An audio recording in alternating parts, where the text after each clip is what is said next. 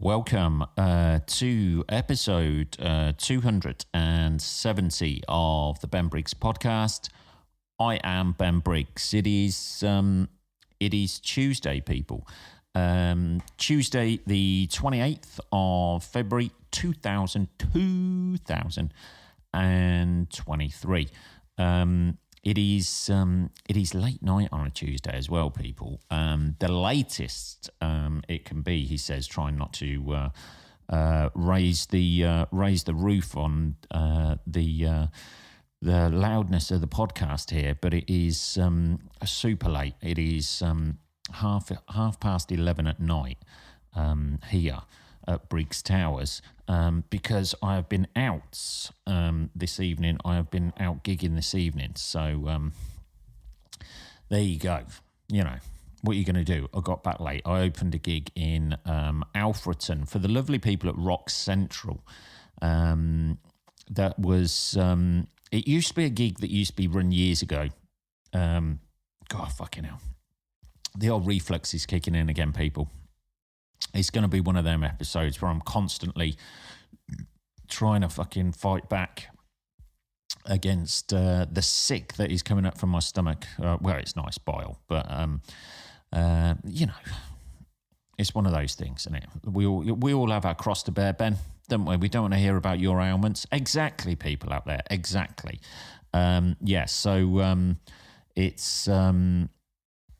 it's quite late at night at the moment. The gig used to be run at a place. It used to be called Bluey's Bar, like some old Australian geezer, and his missus used to run them. Used to run the venue. It's obviously booked by promoters or whatever. That venue has now been taken over by somebody else under a bit of a cloud, I think. I don't know. I didn't ask too many questions, to be honest. It's now run by the Rock Central guys, like under new management, and it's called the Doghouse, which for a name for a pub, that ain't bad. Because if you're stuck down a place called the Doghouse, you're going to be in the doghouse with a missus and literally in the doghouse as well. I love that. Some of the unique names we have for pubs over in the UK is fantastic. Yes, so I did that gig tonight. I opened it. It was all right. It was the first night of a gig that hasn't run for a while. So the audience was a little bit sparse? A little bit sparse, maybe. There wasn't too many people in there. The reaction was okay.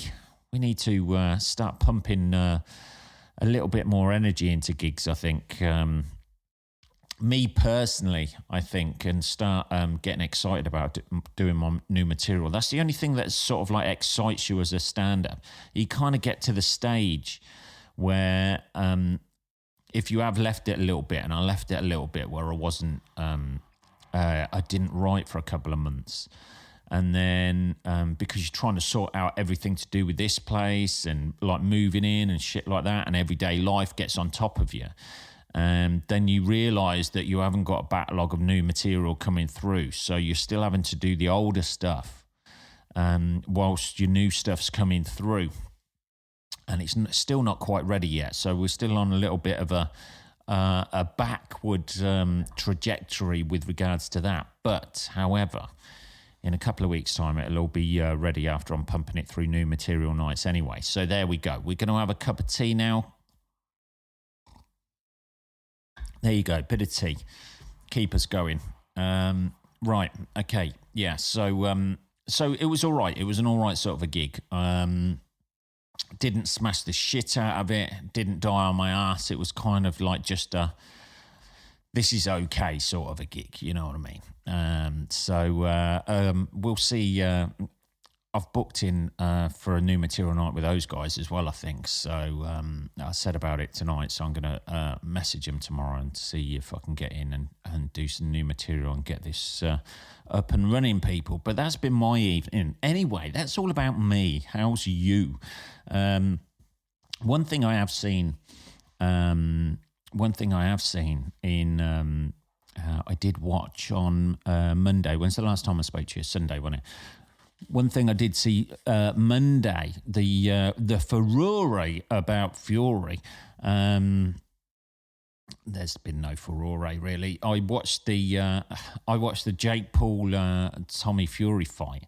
I didn't pay for it, by the way. I don't know who does that. If the fight, I think the fight was on at like 10:30 on Sunday evening. And I imagine it was pay-per-view. That's how they make all their money, isn't it? I know they've made a bit of money because it's in Saudi Arabia, and suddenly they think if they hold boxing there, then we're going to forget about them beheading people and stoning people in the streets. I think that's isn't that what they do now? Hold a sporting event in your country and everything is forgiven. Is that not it? Isn't that not one thing that the World Cup proved? That you can do anything to the people of your country as long as you hold a worldwide sporting event there? Some cunts beeping their horn outside. Shut the fuck up, man. I don't know if you're picking that up on here, but I don't, God knows why people are beeping their horn at 11:30 at night. I have no fucking idea. They can probably hear me doing the podcast. Either that or they're trying to pick up crackheads who live around here. I have no idea, people. Who knows? This is the magical world in which I am surrounded by, the menagerie of different types of people, mainly scum, who frequent walking up and down outside my street in the early hours, fucking shouting and screaming. Has nobody got any sense of fucking society anymore? You know, like you're trying to get to sleep at 10 o'clock at night and somebody's fucking shouting somebody else out in the street, like up the road. Why not just walk up? You got a fucking phone? You must have a fucking phone. Just give them a bell instead of shouting. Jesus, I have no idea. Anyway, we went off track there. Yeah, that is the...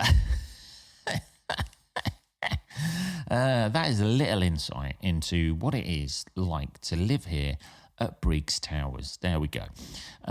So that seems to be the thing to do, doesn't it? You treat your people horrendously, and then hold a sporting event there and try to prove to the rest of the world that you're not treating your people horrendously. And people will get wrapped up in the glory of their country progressing to various stages of a competition. I think that's how they did it in Qatar, isn't it? And that model seems to be being used. Also, Saudi Arabia are probably only people who've got any fucking money to front a sporting event like this. Is it a sporting event? I don't know, really. I think it was to try and... This boxing match was to try and legitimise Jake Paul as a boxer, wasn't it? Kind of, to try and legitimise both of them. I have no idea, as I was going to say, why anybody pays per view. Because the whole fight is, if you time it right, if you get up sort of early in the morning, about 4 or 5 in the morning, something like that, the following day of any fight, it'll be on YouTube and you can just watch the whole fight. You don't look at your phone beforehand, so you can this is the plan. This is a plan for anyone out there who wants to watch things for free. All you need to do is just get up the next day quite early, go on YouTube, Google Jake Paul Tommy Fury fight YouTube full, and it'll be on there for you. So I watched the fight, which was... It was all right. It's not the greatest fight I've ever seen. It's not going to be a, Lewis Tyson fight or anything like that, is it? It's not going to be, Fury Wilder. But it was all right. It was like two guys sort of like hugging for a lot of it, which is nice, bloody nice to see in this day and age. It was a very... was a very 2023 fight, I think. In a lot of the stages, not many, a lot of the rounds, not particularly a lot of punches thrown, but a lot of hugging. And that's a bloody nice thing to see in a combat sport, I think. I think there's not enough hugging in combat sports right now. And obviously it went the distance, but it was, it wasn't the greatest fight I've ever seen. Not that I'm particularly a boxing aficionado, but it wasn't. It was what it was. So I must admit there was a little bits of it. The rounds I was scrolling while I was watching on my phone. I was just like, you do that with a line, don't you? As if you're, the play line with a play button that goes along, the little dot that goes along. Am I just talking? It must have a name. The cursor thing, is it? The play cursor or whatever? I was just making them at one point going forwards and back with that on YouTube, just trying to make them speed up a little bit and see if anybody got a knockdown, which they did, obviously, or a slip or whatever. That would be claimed to be a slip, I imagine. But yeah, it was all right. The only thing I think about that, the modern boxing sort of era. I watched obviously Fury Wilder was a massive one. No boxers seem to want to box each other anymore. At least like with Fury and Wilder, they actually met. Whereas I think Usyk and Fury may be a fight that happens in the future. I don't know. Everybody's talking about it. But Joshua doesn't seem to want to fight anybody because he's that scared of fucking... everybody these days wants to be like Mayweather, don't they? Everybody wants like that perfect record of like 50 wins and no losses, and anything that is outside the parameters of that seems to not go along with the legacy of being one of the greats. Whereas like the greatest boxer of all time, Muhammad Ali, clearly had losses on his record as well, and so did Tyson. So, I don't know. It just seems like everybody's too scared to actually... It'd be fucking... There's just too many fucking belts. That's the thing. It would be great if everything was just amalgamated into one, and then they just go, right, okay, like the two best people fight. Okay, the one who won after that, we'll give the third one a go. We'll give the fourth one a go. Because there's so much money involved, people want to pan it out as long as possible. It's like it's starting to be like a shit box set. That's what boxing's like, isn't it? Like where they have an initial concept for the idea of a show, and then the show is good, then it gets popular, then they think, oh, holy fucking hell, I've got to write 24 episodes of this, so I'll just put in some filler episodes in between. We seem to be in the era of boxing where everything is just a filler episode at the moment. Even this shit, there's a guy from fucking YouTube fighting a proper boxer's brother. I mean, you couldn't make that shit up.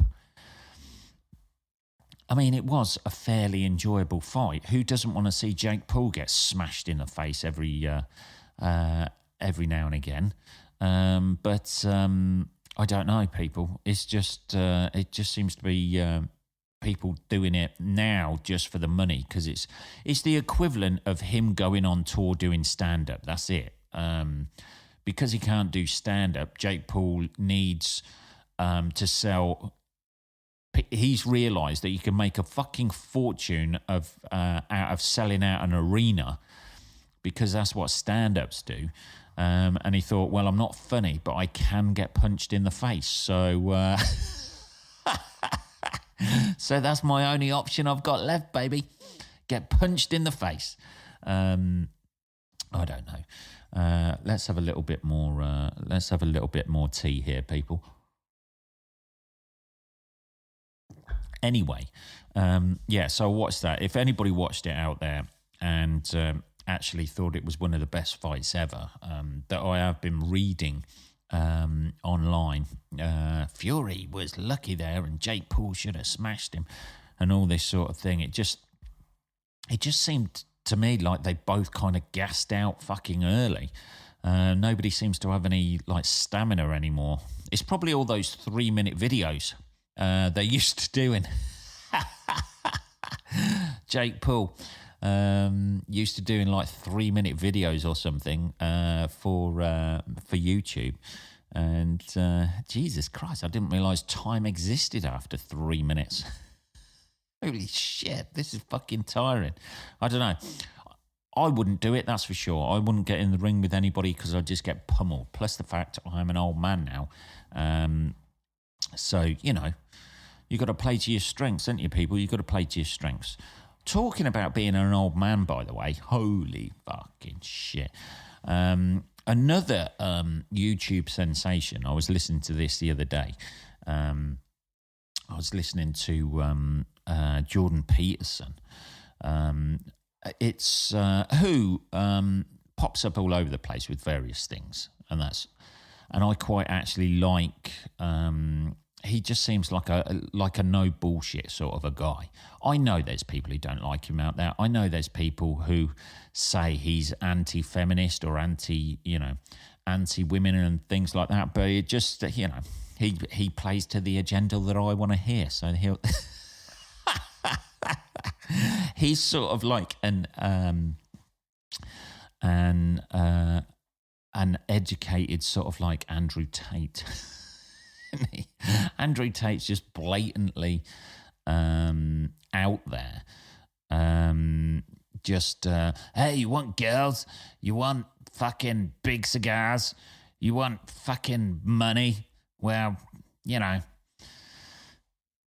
join my fucking university. It reminds me of that. Have you ever seen that clip of the comedian who's doing a... he's doing a gig, and in the front row there's an Asian couple, and then the comedian, he's an American comedian or something like that. He starts talking to them, and then he does almost like the British equivalent would be like a wishy-washy character from fucking... Do they still do that, by the way, in pantomime? Surely they can't get away with that these days, can they? If you don't know what pantomime is, you're clearly from another country, but it's sort of like a theatre thing that happens at Christmas.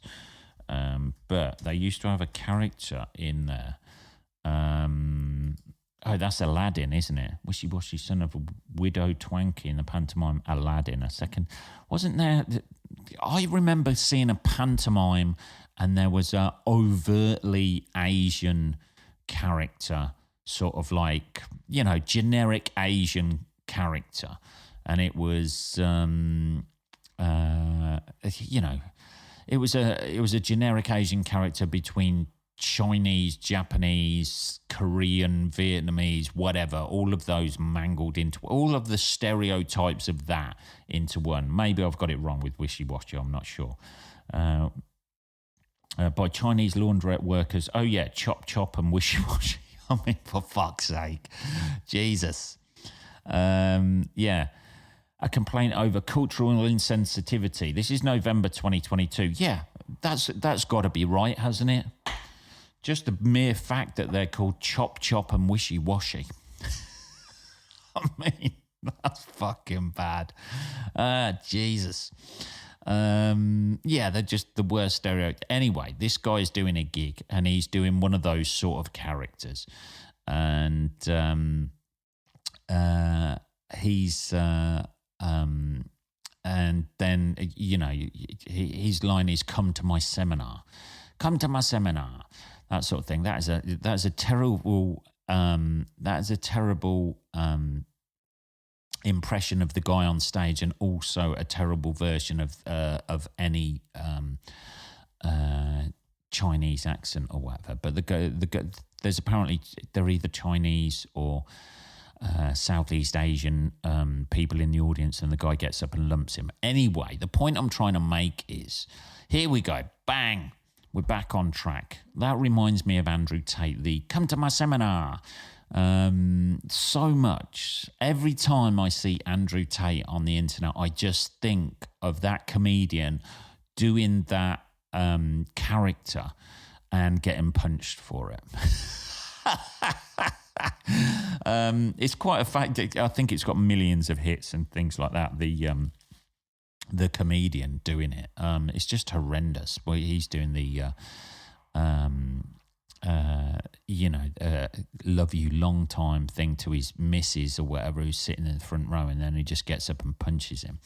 I don't know. I don't know if that's comedy. That's not the sort of comedy I do, that's for sure. Every time I see Andrew Tate, it just fucking reminds me of that. Let's have a little bit of tea. Hang on. There we go. But the point about Jordan Peterson, here we go. Let's get back to it. I was watching a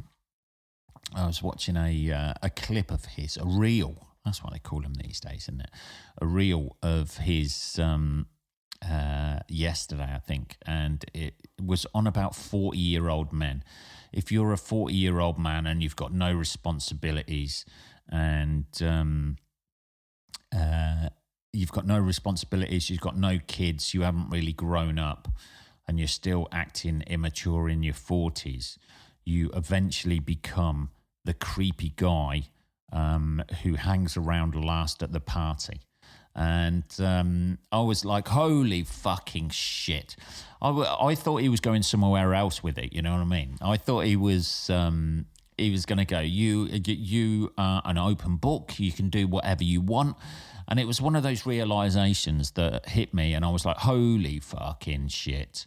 Holy fucking shit. I'm that guy.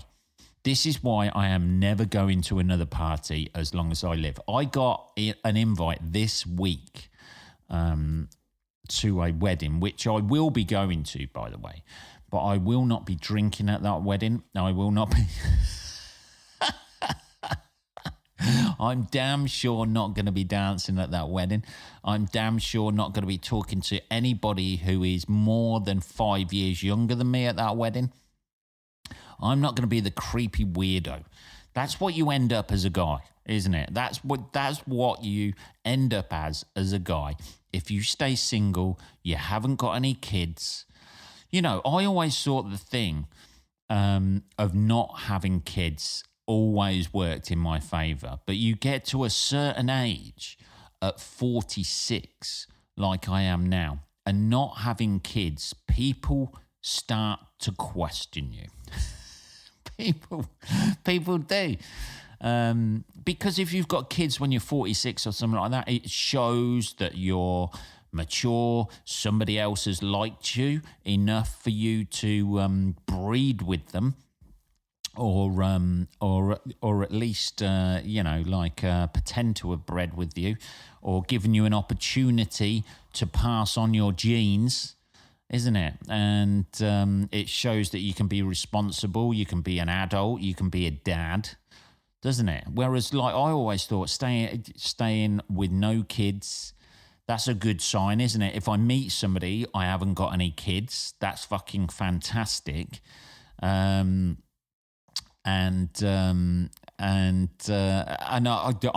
a clean slate, isn't it? I've dated people with kids, but it's always like you don't, you know, you can enjoy those kids, I think. You know, that's a poor choice of words. You can enjoy spending time with those kids, but you don't really, you know, I didn't anyway. I didn't really, you know, relate. You can relate to them, yes, but I didn't really, you haven't got that. You know, when you have kids, I've always thought you'd have that burning desire inside, that protection of them. And you don't really feel that way with, you know, or that connection. And you're never going to feel that way, I don't think. I never did anyway. Like, with somebody else's kids, having that sort of like, you know, core connection, whether you have that unconditional love or whatever. Or maybe that's just me as a person. Maybe I have an inability for unconditional love. But yeah, this Jordan Peterson thing really freaked me out, by the way, because I was like, holy fucking shit, that's right. It is right. And we've all seen that guy, haven't we? We've all seen the guy, the older guy. When I used to go night clubbing, here we go. Back in the day, baby, back in the day. When I was about 18 or 19, there used to be a nightclub in Northampton called Ritzy. And I'd go down there. I had sort of like half indie mates, half sort of like towny mates. I know, it was a weird sort of dynamic. So I'd go to like indie sort of like pubs and clubs down at the Roadmender in Northampton when they had like Car Wash, Maggie Thatcher Experience and the Manchester nights. So I'd go to those. But then some of my mates had also, I think this was more early on. There'd be more early on. And, you know, when I was like 17, 18, that's when you go into like places like Ritzy, because like when you are legally allowed to drink, you think, I don't want to be surrounded by these fucking arseholes anymore, really. But when I used to go down there when I was about 17, 18, there used to be an old guy with long hair. He was well known around town for just going to a nightclub. He'd go on his own and he'd just dance all night. He'd just dance all night, be up and down and, you know, like, you know, jumping up and down and fucking dancing with people. And he must have been in his 50s or 60s. And he became sort of like a novelty joke. And I am at that stage now where if I go anywhere, not that I'm really much of a dancer, people. Not that I'm much of a dancer at all. But if I go anywhere, you're in danger of being that guy. He looked like Jesus. You know, imagine a house music version. If house music and Christianity were combined, you would get this guy who was a dancing Jesus. I think that's what people used to call him, dancing Jesus. And fuck me, I don't know, people. It's this Jordan Peterson thing. Watching it hit me, and I was like, "Oh fuck! I'm not going out anywhere past about 11 o'clock at night ever, unless it is a real ale pub, which I hate, by the way. But I'm safe in a real ale or a normal sort of like pub. I do not go to nightclubs anymore. Unless I'm gigging at them, and then I go out straight after the comedy and straight home. That's it, isn't it? Or you become that weird guy hanging around, didn't you? The last person at the party, which is creepy, isn't it? And I have heeded that Jordan Peterson's advice on this. So I may not have kids, I may not be responsible, but I can do everything in my power not to be that fucking creepy weird guy. That's all my you know, that's all my future. That's all I want out of my future, not to end up as the creepy fucking weird guy. And I'll be quite happy about that. Absolutely fucking ecstatic. Thank you very much. What are we on? 27. Let's have a little bit of tea. He's sort of like a guru for the for the slightly more intelligent guy, isn't he? Jordan Peterson. I mean, like the feminists hate him and that, but he's not. He's sort of like Andrew Tate light, isn't he? He's like a more educated Andrew Tate. I don't know. There just seems to be millions of people out there now. He's obviously one of the forerunners of it, like Jordan Peterson. He's all over everything. But a lot of what he says kind of makes sense. I can see where he's coming from. Andrew Tate's just a fucking absolute penis. But it just seems there's so many life. Everybody wants to give you advice. Everybody seems to be a lifestyle guru now. Like somebody goes to the fucking gym and then suddenly they're an expert in how to work out. I love those gym. There seems to be a bite back against the women at the gym now who like film themselves in exercise, and then a guy walks past and she accuses them of sexual assault. That seems to be a little bit of a backbite against all of that, where people are like, yeah, people working out just takes priority over you taking a video. You know, like there's somebody walks by in the background, they're going to get some water, they're not even looked at somebody. The amount of videos of those I've watched, and I swear to God, these things are just meant to so you react against them, aren't they? So that's what they want, though, isn't it? They just want you to make a comment underneath, don't they? A fucking bitch. Jesus. But yeah, everybody, you've got the business gurus, the lifestyle gurus. Like the Americans do business gurus so much better than British people. I'll hold that out there. Definitely. The British business gurus that I've seen are just some geezer from Dudley going, all right, so I invested this money and now I got fucking loads of money and it's great. They're like that sort of, that's the sort of like level of enthusiasm. Whereas the Americans, hey, you a fucking piece of shit. If you're not doing this, if you ain't working 28 hours a day, 16 days a week, 575 weeks a year, you're a piece of shit, you motherfucking. Are you going, friends? Have you gone out and eaten? What have you eaten today? You've just wasted 20 goddamn minutes eating. You could be earning money, you motherfucker. I love those guys. You just feel like, and you can just imagine his family just like in a room, you know, just fucking shit scared every time he comes home from work. What are you doing in bed, you fucking bitch? Oh, Jesus. Daddy, I'm 5 years old. Get out the fucking bed, motherfucker. Give me 20. Yeah, they're just like fucking way over the top. There's got to be a line between being like that and actually having a family life. There was one old geezer. I fucking love him. I don't know his name, but he's just like, I don't have friends. I don't have motherfucking friends. Why the fuck do I want friends for? Friends don't make me money. All right, mate, but there is... Okay. We see where you've got your priorities, my friend. But other people may want human contact while we're down here. You know what I mean? It is a limited time. I know money can buy you friends. I don't got friends.